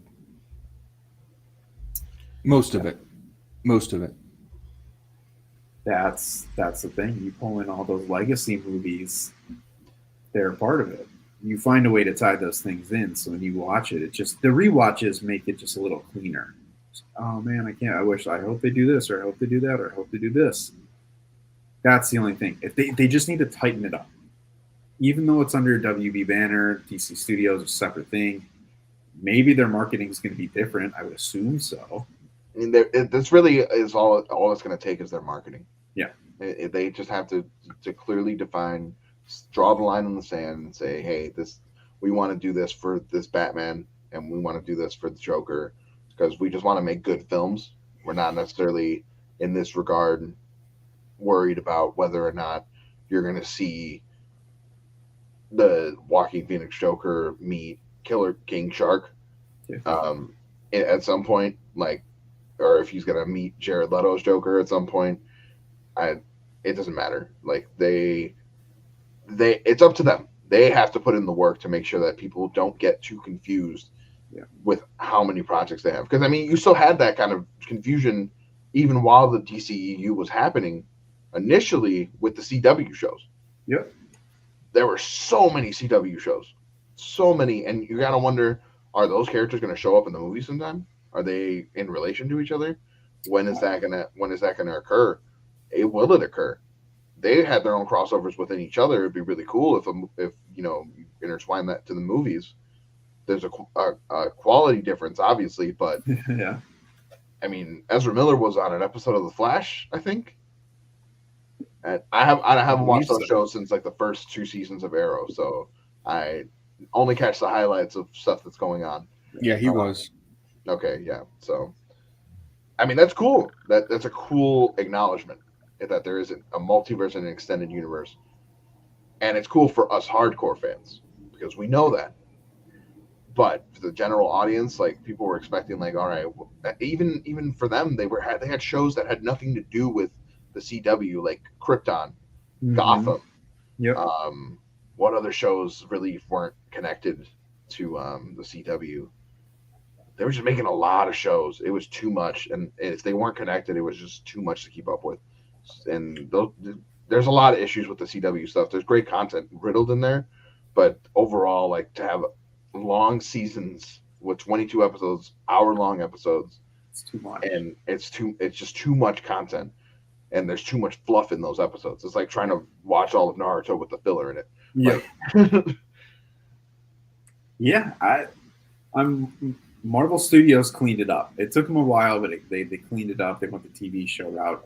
Me personally, I was never turning on ABC to watch any of them, but they still were able to pull things in. Like the fact that we saw Black Bolt in Multiverse of Madness for as short as it was, that was pretty cool.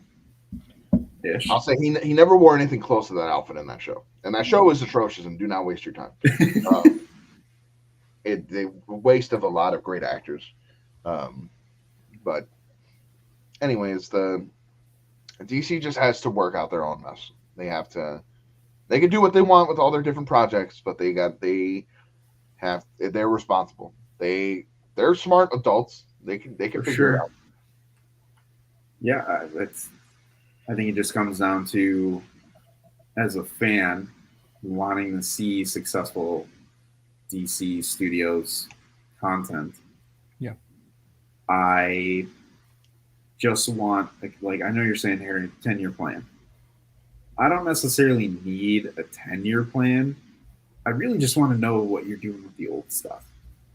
If they would just tell me, scrap it, or it's in this pocket universe and this is something completely separate, and whatever else is coming out is to address what's going to happen. If you can give me an endpoint between those two, fine.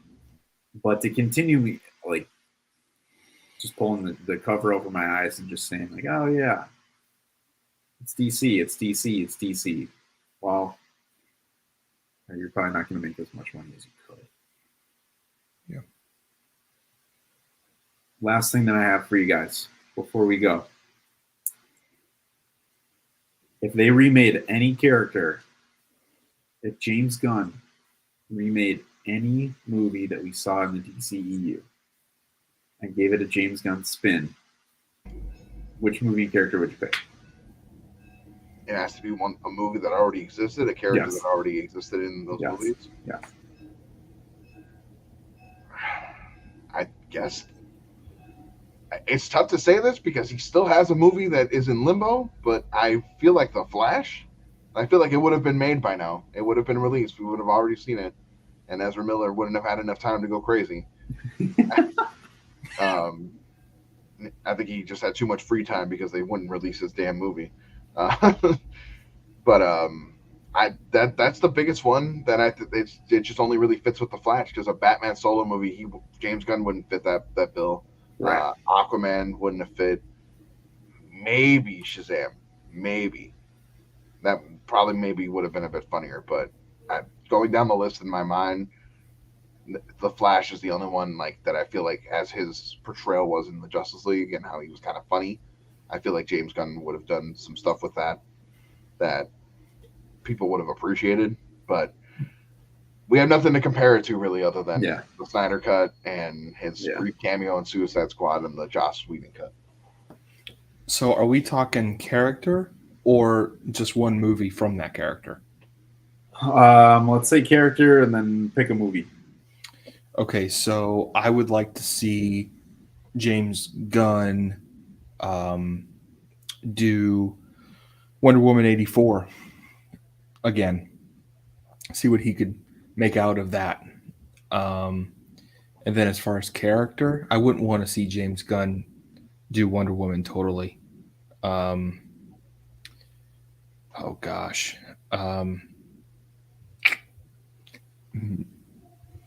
No, not Cyborg.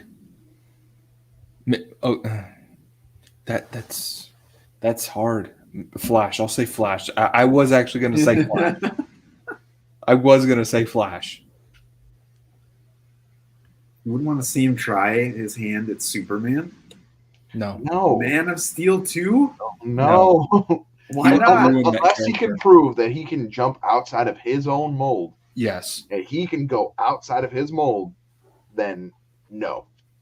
Because he has proven through all of his projects that he has one style and it works. If it ain't broke, don't fix it. It's working for him. It's good, but it ain't going to work for Superman. Listen, they make it tough. There has to be new character introductions. There has to be. He thrives in a space-based setting or an extremely grounded character. And right now, I don't think that person exists unless it's a Green Lantern. You think he'd do well with a Green Lantern movie? I was getting ready to say something like that. What do you guys think about a James Gunn directed or style Green Lantern movie? If it was out in space and space only, like we could start on Earth, but the whole thing needs to be about the Lantern Corps. They need to be the ones that needs to be the primary story. It needs to be whatever Lantern you're going to choose. You know what? Forget it. Do all the Lanterns. Give me Hal Jordan. Give me Guy Gardner. Give me John Stewart. I always forget the fourth one. Kyle Rayner. And there's other ones too from Earth, but those are like the main four that I keep in the back of my mind. All great Lanterns. The other ones could already exist. Make John Stewart maybe the newbie. And have him learn the ropes from an already experienced human Earth-based Lantern. Because in order for them to protect the Earth, they don't have to be on the planet. Right. They could just guard the galaxy from the ongoing threats that may be coming to the planet. So I think it could work as like a funny military style show or movie. Yeah. Whatever they want to do. I don't know what their plan is. Nobody does, but it supposedly was going to be a movie. Then it was going to be a show. Then it was going to be a movie. And then now it's going to be a show. I don't know. Show. Nobody knows. No. What about Martian Manhunter? I'm dying for that. You guys know that's my staple. That's my build around. That is my launchpad character. He just needs to be in space. And DC needs to get off of Earth with these world-crushing characters and go do it somewhere else, and then come back when the threat arrives. But, I'm changing my answer. He's in the Quantum Realm. That's post-credit scene. I'll deal. James Gunn is in the Quantum Realm. No. Martian Manhunter. No, man. Let it be James Gunn, and then he just takes the wrong tube and heads over to DC. Yeah, there you go. They would do something like that. I could see them doing some gags like, oh, yeah, we lost him. We don't know where he went. He just went down a tube, and it said CD. I don't know why. Oh, just wait for Deadpool. I would laugh so hard if they did something in Deadpool. I hope he makes the most meta references to everything that's been going on in the real world with like all these movies and like how people think everything in Phase 4 is mid and terrible, garbage. I can see quite a few She-Hulk references like that. Yeah, I honestly hope he does poke fun. It's like, oh, you know what? You may have done it first, but I do it better or something like that. And then she just pops up out of nowhere like, hey, I'll see you around. Yeah. Ah, dude, that I don't know why I just got like semi goosebumps on that one. Just thinking about that. I don't know. But more DC news. More news is better news, I guess, than no news at all. Yeah, Shout for out. a while it was no news. Yeah. Just Yeah. delays. Just delays. We have our 5-minute warning. Henry Cavill, how all in is he on Superman now that he is not coming back as? I don't know the Witcher's the main character name, but he's not coming back to the Witcher. Geralt. Sorry, I always say Geralt, but my Geralt. wife's a huge Witcher fan, and it's Geralt. I know. Did you hear that though? She was just like, "How dare you not know his name? Bro, How she's dare you?" beaten the game head to toe like 3 times. We have it on Xbox and PlayStation. I'm pretty sure she's gonna want to play it at some point on this PC. And whenever she gets in that mode, I can't have wherever that playthrough is taking place. I will not have that device for quite some time. Yeah, go on. But anyways, to get back to the point, I think the fact that he's leaving is also mixed with the fact that he was not happy with how the showrunners were mocking the source material, because he lobbied to be a part of that role. He wanted to be that. He wanted to play that character, and they were openly mocking the source material, the games, the books, and they were like, "Oh, this is trash." Basically, they were being toxic haters about it. And he had all the suggestions in the world to make it more accurate and make it better, and they were ignoring him. And that's got to be a frustrating thing when you love the source material like that. Yeah. Which goes to show, like, he loves Superman. He's a nerd. He's a big nerd, and that's why I love him. Yeah. I love his personality. He seems like a very genuine person. That just so happens to be famous. Which are the best type of people. Yeah. Brandon saying he must be fully committed and planning to don suits for a good time if he's out of The Witcher. I mean, that's how I feel. Bring him in and let him kind of tell that story. I mean, I know there's a bunch of other things, but maybe they're starting the filming and planning and all that kind of stuff ASAP. Yeah, smart. They've greenlit, if that's a word, Superman. So give me as much Henry Cavill Superman as possible. I'm all for it. They could put him in everybody's movie. I don't care. He could be the Phil Coulson that can't die. Like, he could be the one like bringing everybody together. He will be in some way, shape, or form the Nick Fury, Phil Coulson, in everybody else's movie, and I would be okay with that, because we've got to make up for lost time. The man was not allowed to play the character for so long for some illegitimate reason. I would be all in for him. That was part of what I personally thought when they started with him. There's no my issue with starting with Superman, but I don't think it should have been anyone else besides him trying to recruit a team. And I think if he did take an L, he's like, okay, well, I've noticed you, but I think he should have took out everyone's big villain, or someone along those lines. He should have shown up and stopped somebody. Him dying his second appearance in the universe was something that I didn't really care for. Like, that was just too much, too fast, even for hardcore fans. And it just felt like they were really trying to rush towards that Justice League. They really were trying to make it happen as fast as they possibly could. And it just wasn't the way to do it. I will say I like the Resurrection storyline that they did in Justice League. Okay. In both versions, I think it played out better in the Snyder version, but it still was pretty cool in the Joss Whedon version. My only thing is that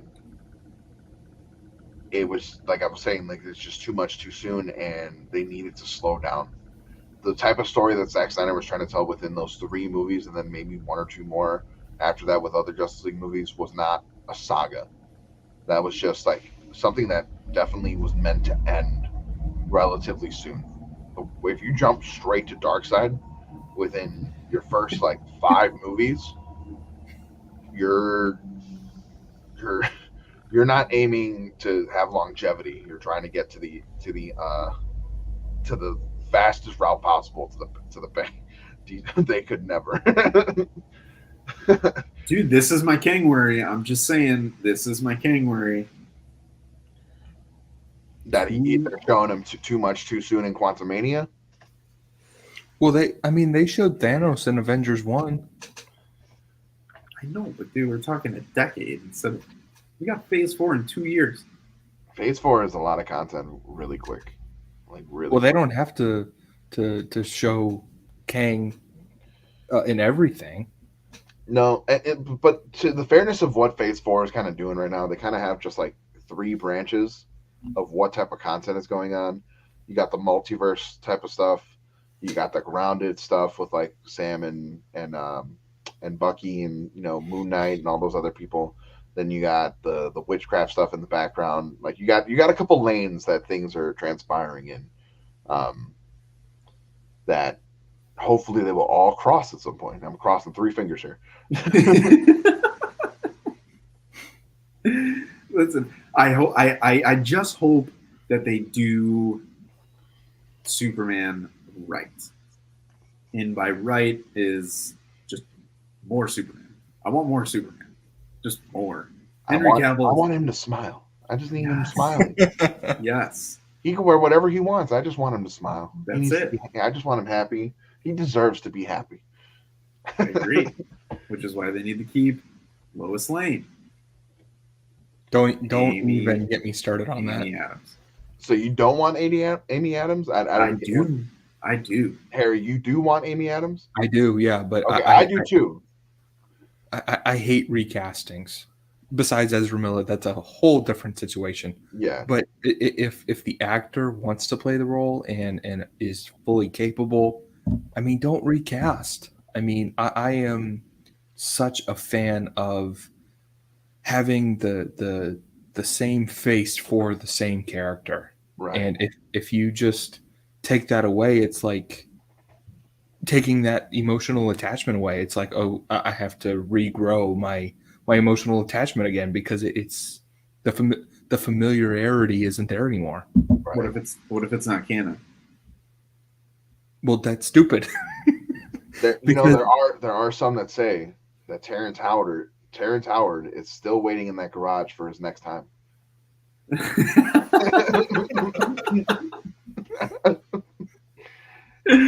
Oh, dude, I love that. I'm leaving. That is our final note. That is our final note.